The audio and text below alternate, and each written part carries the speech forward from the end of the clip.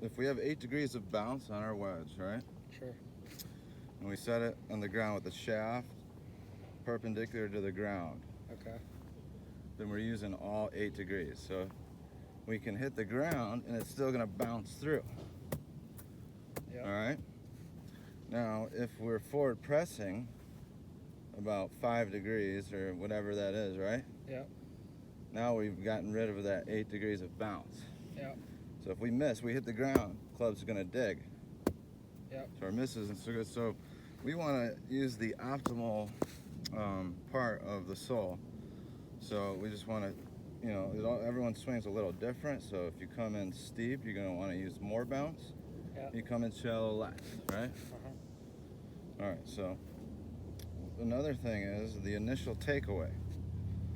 So we can have our shaft parallel and we're utilizing the bounce, but if our initial takeaway is we're picking the club up, Yeah. so now the butt end pointed in is the same as being a forward press. You see Sure. that? Yeah. So your initial takeaway, you want your hands Coming back. to come back with the club Okay. rather than just picking it up. So you don't want your hands coming back the entire time, but just your initial takeaway. Yeah. All right, and then that allows you to your misses to, still have good results where you're gonna use the bounce and sole of the club. It's gonna glide off the ground. Definitely. All right, let's see what you got.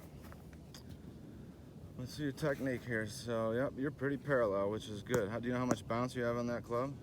8. 8? Yep. 8. Yep.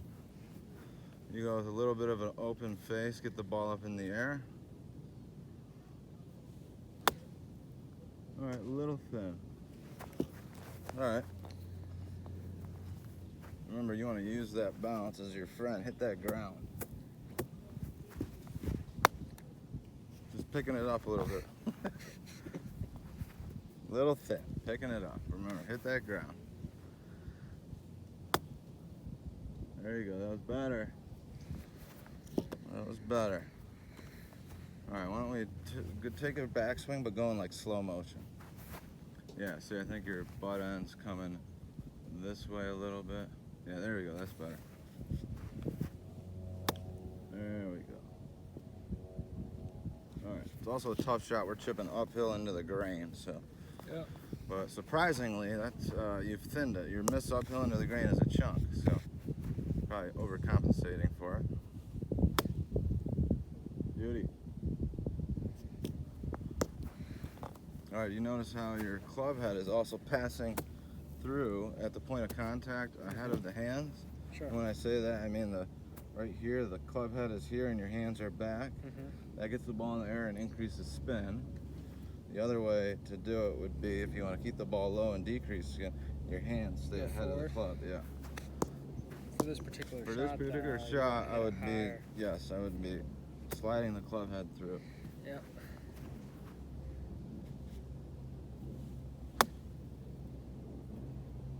All right, no Let's skinny. get it. That's all right. That's the miss we're expecting to hit here.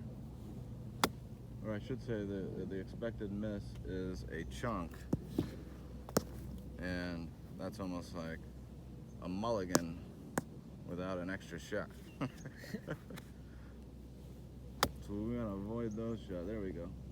A thin one, you still got a chance at the next one.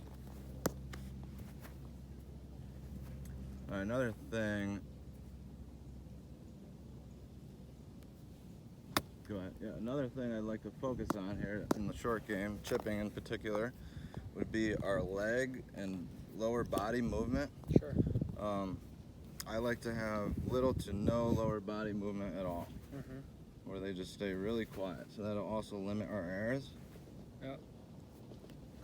Notice how mine just did not move? Yep. Yep.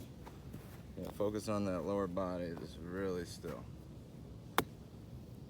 There you go, that's perfect. Feet are close together, open stance, everything's looking good.